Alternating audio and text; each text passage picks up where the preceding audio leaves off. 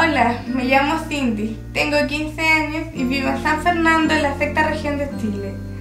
Cuando tenía 1 año y 3 meses, tiré un mantel y me quemé con un vaso de agua caliente que se derramó en mi pecho.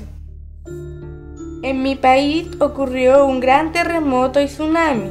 Muchas casas se cayeron, varias personas resultaron heridas y otros incluso murieron. COANIQUEM has also suffered important damages in its facilities and equipment. Nevertheless, with great effort, we continue to rehabilitate children and teenagers from all over Chile and other countries. We are also supporting the destroyed Félix Bulnes Hospital in Santiago by performing their child outpatient surgery.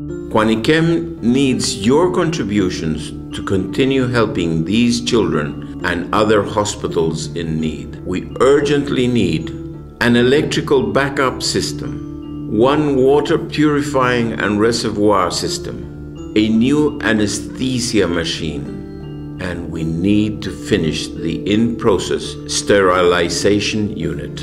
Ayúdanos para que este terremoto no derrumbe nuestros sueños y esperanzas.